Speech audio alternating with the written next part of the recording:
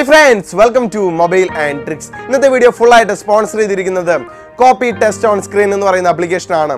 ഈ ആപ്ലിക്കേഷൻ ഉപയോഗിച്ച് നമ്മൾ ഏതെങ്കിലും പേജിന്റെ ഫോട്ടോ എടുക്കുകയാണെന്നുണ്ടെങ്കിൽ ആ പേജിലുള്ള സെന്റൻസ് മുഴുവനായിട്ട് ടെസ്റ്റ് ആയിട്ട് കൺവേർട്ട് ചെയ്യാൻ സാധിക്കും.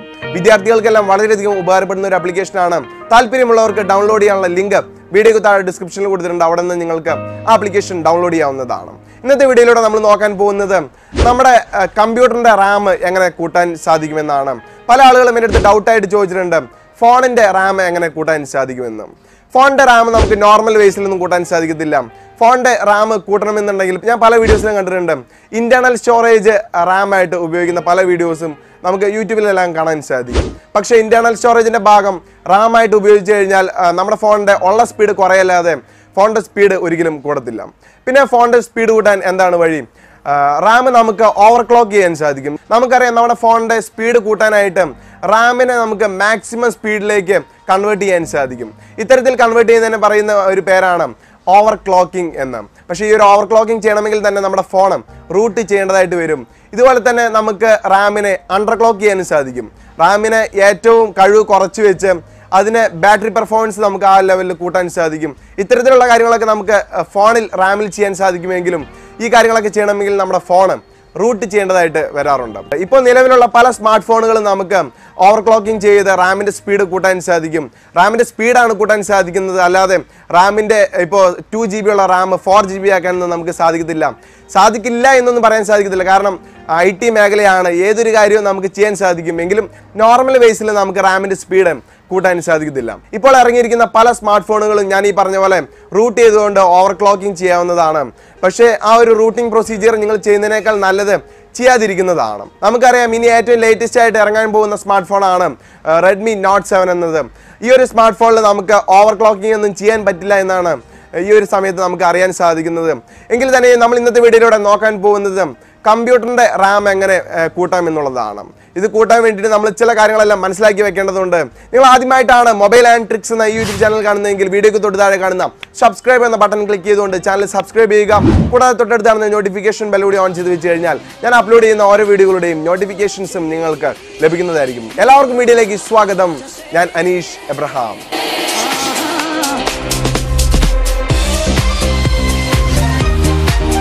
പല ആളുകളുടെയും PC അല്ലെങ്കിൽ ലാപ്ടോപ്പ് വളരെയധികം സ്ലോ ആയിരിക്കും. അവർക്ക് ഗെയിം കളിക്കാൻ പറ്റുന്നില്ല, അതുപോലെ തന്നെ എഡിറ്റ് ചെയ്യാൻ പറ്റുന്നില്ല. പല സോഫ്റ്റ്വെയർസ് ഒരുമിച്ച് ഉപയോഗിക്കുന്ന സമയത്ത് വളരെയധികം ലാഗ് ആവുന്നു തുടങ്ങിയ ഒരുപാട് പ്രോബ്ലംസ് നിങ്ങൾക്ക് ഉണ്ട് എന്നുണ്ടെങ്കിൽ, അല്ലെങ്കിൽ നിങ്ങളുടെ സിസ്റ്റം ഒന്ന് അപ്ഗ്രേഡ് ചെയ്യാൻ താല്പര്യമുണ്ട് എന്നുണ്ടെങ്കിൽ നിങ്ങൾ ഈ വീഡിയോ മുഴുവനായിട്ടും കാണുക. നിങ്ങളുടെ PC-യിൽ ചിലപ്പോൾ ഹൈ എൻഡഡ് ആയിട്ടുള്ള ഗ്രാഫിക്സ് കാർഡ് ഉണ്ടാവും, മദർ ബോർഡ് ഉണ്ടാവും, അതുപോലെ തന്നെ ഹാർഡ് ഡ്രൈവ് ഉണ്ടാവും. ഈ കാര്യങ്ങളെല്ലാം ഉണ്ടെങ്കിൽ തന്നെയും റാം വളരെയധികം കുറവാണെന്നുണ്ടെങ്കിൽ മൾട്ടി ടാസ്കിങ്ങിന് വളരെയധികം ബുദ്ധിമുട്ട് നിങ്ങൾക്ക് അനുഭവിക്കാൻ സാധിക്കും. ഇപ്പോൾ എക്സാമ്പിളായിട്ട് 2-3 സോഫ്റ്റ്വെയർസ് ഒക്കെ നിങ്ങൾ അടുപ്പിച്ച് ഉപയോഗിക്കുന്ന സമയത്ത് റാം നല്ല രീതിയിൽ ഇല്ല എന്നുണ്ടെങ്കിൽ വളരെയധികം ലാഗ് നിങ്ങളുടെ സിസ്റ്റത്തിന് ഉണ്ടാവുന്നതായിരിക്കും. ഇത്തരത്തിലുള്ള സന്ദർഭത്തിനാണ് നമുക്ക് റാമിൻ്റെ ഉപയോഗം വളരെയധികം ആവശ്യമായിട്ട് വരുന്നത്. റാം എക്സ്പെഷ്യലി ഉപയോഗിക്കുന്നത് തന്നെ മൾട്ടി ടാസ്കിങ് എക്സ്പീരിയൻസിന് വേണ്ടിയിട്ടാണ്. വളരെ നല്ല സ്മൂത്ത് ആയിട്ട് മൾട്ടി ടാസ്കിങ് നിങ്ങൾക്ക്, അല്ലെങ്കിൽ 5-6 സോഫ്റ്റ്വെയർസ് ഒക്കെ അടുപ്പിച്ച് ഒരേ രീതിയിൽ നല്ല രീതിയിൽ ഉപയോഗിക്കണമെന്നുണ്ടെങ്കിൽ നല്ല രീതിയിൽ തന്നെ നമ്മുടെ കമ്പ്യൂട്ടറിൽ റാം ഉണ്ടെങ്കിൽ മാത്രമാണ് നമുക്ക് നല്ല രീതിയിൽ ഉപയോഗിക്കാൻ സാധിക്കുകയുള്ളൂ. നമ്മൾ ആദ്യം നോക്കുന്നത് എത്ര GB റാം ഉണ്ടെങ്കിലാണ് നമ്മുടെ കമ്പ്യൂട്ടർ വളരെയധികം നമുക്ക് സ്മൂത്ത് ആയിട്ട് ഉപയോഗിക്കാൻ സാധിക്കുക. നമുക്ക് എല്ലാവർക്കും അറിയുന്നത് പോലെ ഓരോ ആളുകളുടെ പർപ്പസിനനുസരിച്ചാണ് നമ്മൾ റാം ചൂസ് ചെയ്യുന്നത്. അത്തരത്തിൽ നമ്മൾ സെലക്ട് ചെയ്യുമ്പോൾ ആദ്യം വരുന്നത് 2 GB റാം ആണ്. 2 GB റാം ഏത് തരക്കാർക്കാണ് കൂടുതലായിട്ട് ഉപയോഗപ്പെടുക? എക്സ്പെഷ്യലി സ്റ്റുഡൻസിനൊക്കെയാണ് 2 GB റാമൊക്കെ ഉപയോഗിക്കാൻ സാധിക്കുക. ഒരു 1ാം ക്ലാസ് തൊട്ട് അല്ലെങ്കിൽ 10ാം ക്ലാസ് വരെയുള്ള കുട്ടികൾക്കൊക്കെ എന്തെങ്കിലും ആവശ്യങ്ങൾക്ക്, ചെറിയ ആവശ്യങ്ങൾക്കെല്ലാം 2 GB റാമുള്ള ലാപ്ടോപ്പ് അല്ലെങ്കിൽ PC എല്ലാം മതിയാകും. അടുത്തായിട്ട് 4 GB റാം. ഈ 4 GB റാമുള്ള ലാപ്ടോപ്പുകൾ എന്ന് പറയുന്നത് ഒരു മീഡിയം ലാപ്ടോപ്പ് എന്ന് വേണമെങ്കിൽ നമുക്ക് പറയാൻ സാധിക്കും. കാരണം അത്യാവശ്യം എഡിറ്റ് ചെയ്യാം, അത്യാവശ്യം ഗെയിം കളിക്കാം, അത്യാവശ്യം സോഫ്റ്റ്വെയർസ് ഒക്കെ നമുക്ക് റൺ ചെയ്യിപ്പിക്കാൻ സാധിക്കും. ഈ തുടങ്ങിയ കാര്യങ്ങളെല്ലാം ചെയ്യണമെങ്കിൽ നമുക്ക് നമ്മുടെ ലാപ്ടോപ്പിൽ ഒരു 4 GB റാം മതിയാകും. അതേസമയം പ്രൊഫഷണൽ ആയിട്ടുള്ള കാര്യങ്ങളൊക്കെ ചെയ്യണമെന്നുണ്ടെങ്കിൽ നമുക്ക് 8 GB റാമെങ്കിലും നമ്മുടെ കമ്പ്യൂട്ടറിൽ വേണം. ഇപ്പോൾ പ്രൊഫഷണലായിട്ട് നിങ്ങൾക്ക് എഡിറ്റിംഗ് ചെയ്യണമെന്നുണ്ടെങ്കിൽ, അല്ലെങ്കിൽ നിങ്ങളൊരു വീഡിയോഗ്രാഫറാണ്, നിങ്ങൾക്ക് നല്ല രീതിയിൽ തന്നെ വീഡിയോ എഡിറ്റ് ചെയ്യണമെന്നുണ്ടെങ്കിൽ മിനിമം ഒരു 8 GB ഉണ്ടെങ്കിൽ മാത്രമാണ് നല്ല സ്മൂത്തായിട്ട് നിങ്ങൾക്ക് വളരെ എളുപ്പത്തിൽ എഡിറ്റ് ചെയ്യാൻ പറ്റുള്ളൂ. ഇപ്പോൾ അഡോബ് പ്രീമിയറിൽ അതുപോലെ തന്നെ ആഫ്റ്റർ എഫക്റ്റിലൊക്കെ എഡിറ്റ് ചെയ്യണമെന്നുണ്ടെങ്കിൽ മിനിമം ഒരു 8 GB ഉണ്ടെങ്കിൽ മാത്രമാണ് വളരെ നല്ല സ്മൂത്തായിട്ട് നിങ്ങൾക്ക് എഡിറ്റ് ചെയ്യാൻ സാധിക്കും. അതുപോലെ തന്നെ വളരെ നല്ല ഗെയിമിംഗ് പെർഫോമൻസ് ഒക്കെ നിങ്ങൾക്ക് ഈ 8 GB റാമിൽ നല്ലൊരു ഗെയിമർ ആണെന്നുണ്ടെങ്കിൽ നിങ്ങൾക്ക് മസ്റ്റായിട്ടും 8 GB റാം വേണ്ടി വരും. അതുപോലെ തന്നെ ഗെയിംസ് കാര്യങ്ങളെല്ലാം നിങ്ങൾക്ക് ലൈവ് സ്ട്രീം ചെയ്യണമെന്നുണ്ടെങ്കിൽ 8 GB നിങ്ങൾക്ക് വളരെയധികം യൂസ്ഫുൾ തന്നെയായിരിക്കും. 8 GB കഴിഞ്ഞാൽ നിങ്ങൾക്ക് 16 GB 32 GB തുടങ്ങിയ റാമുകളൊക്കെ അവൈലബിൾ ആണ്. അതൊക്കെ ഓരോരുത്തരുടെ ആവശ്യങ്ങൾക്കനുസരിച്ച് നിങ്ങൾക്ക് സെലക്ട് ചെയ്യാവുന്നതാണ്. ഇപ്പം നിങ്ങൾക്ക് നിങ്ങളുടെ കമ്പ്യൂട്ടറിൽ എത്ര GB റാം വേണമെന്നുള്ള ഒരു ബേസിക് ആയിട്ടുള്ള ഐഡിയ ലഭിച്ചിട്ടുണ്ടാവുമെന്ന് തന്നെ വിശ്വസിക്കുകയാണ്. അടുത്തായിട്ട് നമ്മൾ നോക്കാൻ പോകുന്നത് റാമിൻ്റെ ടൈപ്പുകളാണ്. 5 ടൈപ്പിലുള്ള റാമുകൾ നമുക്ക് കാണാൻ സാധിക്കും. SDR, DDR, DDR2, DDR3, DDR4 എന്നിങ്ങനെ 5 ടൈപ്പ് റാമുകൾ നമുക്ക് കാണാൻ സാധിക്കും. ഇതിനകത്ത് SDRും DDRും ഓൾഡ് മോഡൽസ് ആണ്. പണ്ടത്തെ കമ്പ്യൂട്ടറിലേക്കാണ് നമുക്ക് ഈ റാം ടൈപ്പ് കാണാൻ സാധിക്കുക. അടുത്തായിട്ട് DDR2 എന്ന റാം ടൈപ്പ് 2003 മാനുഫാക്ചർ ചെയ്ത ലാപ്ടോപ്പിലും പി സിയിലൊക്കെയാണ് നമുക്ക് ഈ ഒരു റാം ടൈപ്പ് കാണാൻ സാധിക്കാം. ഇപ്പോഴുള്ള കമ്പ്യൂട്ടറിലൊന്നും അല്ലെങ്കിൽ ഇപ്പോഴുള്ള ലാപ്ടോപ്പിലൊന്നും ഈ ഒരു റാം ടൈപ്പ് പൊതുവെ കാണാൻ സാധിക്കത്തില്ല. അടുത്തായിട്ട് ഇപ്പോൾ പൊതുവെ കണ്ടുവരുന്ന ഒരു റാം ടൈപ്പാണ് DDR3 എന്നുള്ളത്. 2007 DDR3 ലോഞ്ച് ആയത്. അതിനുശേഷമുള്ള കമ്പ്യൂട്ടറിലും ലാപ്ടോപ്പിലെല്ലാം നമുക്ക് DDR3 എന്ന റാം ടൈപ്പ് കാണാൻ സാധിക്കും. അടുത്തായിട്ട് DDR4 ഏറ്റവും ലേറ്റസ്റ്റ് ആയിട്ട് ഇറങ്ങിയ റാം ടൈപ്പാണ് DDR4. ഇപ്പോൾ ലേറ്റസ്റ്റ് ആയിട്ട് ഇറങ്ങുന്ന അല്ലെങ്കിൽ ഹൈ എൻഡ് ലാപ്ടോപ്പിലൊക്കെ നമുക്ക് കാണാൻ സാധിക്കുന്ന ഒരു റാമാണ് DDR4 എന്നുള്ളത്. ഇനി നമ്മൾ നോക്കാൻ പോകുന്നത് നമ്മുടെ കമ്പ്യൂട്ടറിന് വേണ്ടിയിട്ടുള്ള റാം എങ്ങനെ സെലക്ട് ചെയ്യാമെന്നാണ്, അല്ലെങ്കിൽ മദർ ബോർഡിന് വേണ്ടിയിട്ടുള്ള റാം എങ്ങനെ സെലക്ട് ചെയ്യാമെന്നാണ്. ഇപ്പോൾ ഞാൻ പല മോഡലുള്ള റാമുകൾ ഞാൻ പരിചയപ്പെടുത്തി. അപ്പോൾ നിങ്ങൾ ചിന്തിക്കും ഇതിനകത്ത് ഇഷ്ടമുള്ള ഏതെങ്കിലും ഒരു മോഡൽ നല്ല വില കൂടിയ ഒരു സാധനം തന്നെ ആയിക്കോട്ടെ എൻ്റെ കമ്പ്യൂട്ടറിന് കുറച്ചുകൂടി നല്ല പവറിൽ നമ്മുടെ കമ്പ്യൂട്ടർ എടുക്കൂല, അല്ലെങ്കിൽ മൾട്ടിപ്പിൾ വിൻഡോയിൽ നമുക്ക് നമ്മുടെ കമ്പ്യൂട്ടർ ഉപയോഗിക്കാൻ സാധിക്കുമല്ലോ എന്നെല്ലാം നിങ്ങൾ ചിലപ്പോൾ ചിന്തിക്കുന്നുണ്ടാവും. പക്ഷേ അങ്ങനെ തോന്നിയ റാമൊന്നും നമുക്ക് നമ്മുടെ മദർ ബോർഡിൽ ഫിറ്റ് ചെയ്യാൻ സാധിക്കത്തില്ല. ഈ മദർ ബോർഡിലാണ് നമുക്ക് റാം ഘടിപ്പിക്കാനുള്ള പോർട്ടുകൾ അവൈലബിൾ ആയിട്ടുള്ളത്. അതുകൊണ്ട് തന്നെ ഈ മദർ ബോർഡും റാമും തമ്മിൽ വളരെയധികം റിലേഷൻഷിപ്പ് ഉണ്ട്. ഞാൻ പറഞ്ഞ പോലെ തന്നെ തോന്നിയ റാമൊന്നും നമുക്ക് ഈ മദർ ബോർഡിൽ കൊണ്ടുപോയിട്ട് ഫിറ്റ് ചെയ്യാൻ സാധിക്കത്തില്ല. ഇത് ബേസ്ഡ് ഓൺ ദി ഫ്രീക്വൻസിയാണ്. ഫ്രീക്വൻസിക്ക് അനുസരിച്ചാണ് നമ്മൾ മദർ ബോർഡിൽ റാമുകൾ ഘടിപ്പിക്കുന്നത്. മദർ ബോർഡിൽ റാം ഘടിപ്പിക്കുന്ന സമയത്ത് നമ്മൾ വളരെയധികം കാര്യങ്ങൾ ശ്രദ്ധിക്കേണ്ടതുണ്ട്. അതിനകത്ത് ഒന്നാമത്തെ വളരെ പ്രധാനപ്പെട്ട ഒരു കാര്യമാണ് ഫ്രീക്വൻസി. മദർ ബോർഡിനേക്കാൾ വളരെ ഫ്രീക്വൻസി കൂടിയ റാമാണ് നമ്മൾ മദർ ബോർഡിൽ കണക്ട് ചെയ്യേണ്ടത്. എന്നാൽ മാത്രമാണ് നമ്മുടെ സിസ്റ്റം സ്മൂത്തായിട്ട് വർക്ക് ചെയ്യുള്ളൂ. അല്ലെങ്കിൽ മദർ ബോർഡ് അടിച്ചു പോകും, റാമും വളരെ പെട്ടെന്ന് തന്നെ അടിച്ചു പോകുന്നതായിരിക്കും. ഇപ്പോൾ എക്സ്പെഷ്യലി ഞാൻ ഒരു എക്സാമ്പിൾ പറയാം. ഇപ്പോൾ 800 MHz ഉള്ള ഒരു റാം നിങ്ങൾ എടുത്തു വിചാരിക്കാം.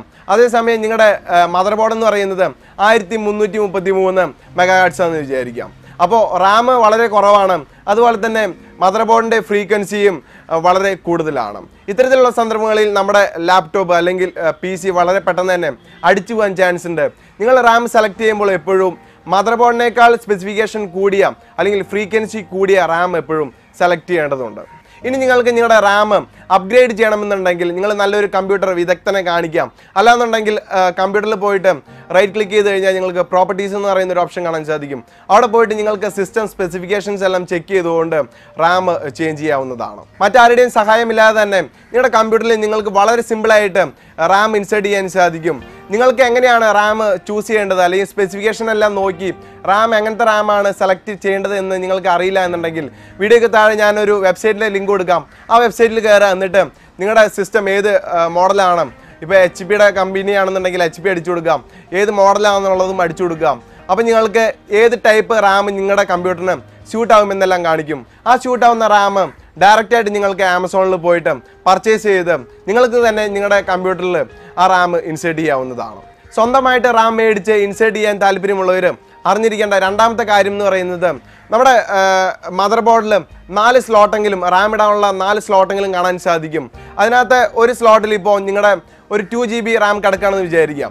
അതേപോലത്തെ ഒരു 2 GB റാം കൂടി നിങ്ങൾക്ക് ഇൻസേർട്ട് ചെയ്യണമെന്നുണ്ടെങ്കിൽ നിങ്ങളുടെ റാം ടൈപ്പ് ഏതാണെന്ന് ആദ്യം ചെക്ക് ചെയ്യണം. ഇപ്പോൾ DDR3 മോഡലാണ് എന്നുണ്ടെങ്കിൽ ഇനി അടുത്തതായിട്ട് നിങ്ങൾ മേടിക്കുന്ന റാമും DDR3 മോഡൽ തന്നെ ആയിരിക്കണം.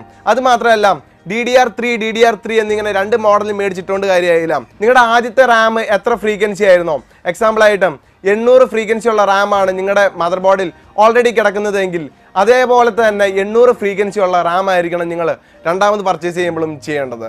അപ്പോൾ ഈ 3 കാര്യങ്ങൾ നിങ്ങൾ വളരെയധികം ശ്രദ്ധിക്കണം. അതിനുശേഷം മാത്രം നിങ്ങൾ റാം സെലക്ട് ചെയ്യുക. ഈ ഒരു വീഡിയോ കണ്ടുകൊണ്ട് മാത്രം നിങ്ങൾ ഓടിപ്പോയിട്ട് റാം മേടിച്ച് അത് ഉപയോഗിക്കാൻ പറ്റാണ്ട് നിങ്ങളുടെ മദർ ബോർഡും കമ്പ്യൂട്ടറും കാര്യങ്ങളെല്ലാം അടിച്ചു പോയെന്ന് പറഞ്ഞിട്ട് കംപ്ലൈൻറ്റ് വേണ്ടതും കാര്യമില്ല. വളരെയധികം ശ്രദ്ധിച്ചിട്ട് ചെയ്യേണ്ട ഒരു കാര്യമാണ്. ഇതുപോലെ റാം ഇൻസേർട്ട് ചെയ്ത് നിങ്ങളുടെ സിസ്റ്റം അപ്ഗ്രേഡ് ചെയ്യുകയാണെന്നുണ്ടെങ്കിൽ നിങ്ങളുടെ സിസ്റ്റം എല്ലാം വളരെ സ്മൂത്ത് ആയിട്ട് റൺ ആവുന്നതായിരിക്കും. അപ്പോൾ ഈ ഒരു വീഡിയോ നിങ്ങൾക്ക് എല്ലാവർക്കും ഇഷ്ടപ്പെട്ടെന്ന് തന്നെ വിശ്വസിക്കുകയാണ്. ഈ ഒരു വീഡിയോ നിങ്ങൾക്ക് ഇഷ്ടപ്പെട്ടെങ്കിൽ ദയവായിട്ട് നിങ്ങളുടെ ഫ്രണ്ട്സിന് ഈ വീഡിയോ ഷെയർ ചെയ്ത് കൊടുക്കുക. അവർക്കും ഈ വീഡിയോ വളരെയധികം യൂസ്ഫുൾ ആയിരിക്കും. നിങ്ങൾ ആദ്യമായിട്ടാണ് മൊബൈൽ ആൻഡ് ട്രിക്സ് എന്ന യൂട്യൂബ് ചാനൽ കാണുന്നതെങ്കിൽ വീഡിയോക്ക് തൊട്ട് താഴെ കാണുന്ന സബ്സ്ക്രൈബ് എന്ന ബട്ടണും കൂടി ക്ലിക്ക് ചെയ്യുക. ഈ വീഡിയോ കുറിച്ച് നിങ്ങൾക്ക് എന്ത് സംശയങ്ങളുണ്ടെങ്കിലും വീഡിയോക്ക് തൊട്ട് താഴെയായിട്ട് കമന്റ് ആയിട്ടും കൂടി രേഖപ്പെടുത്താവുന്നതാണ്. ഓക്കെ ഫ്രണ്ട്സ്, മറ്റൊരു വീഡിയോയിൽ കാണുന്നവരെ ബൈ.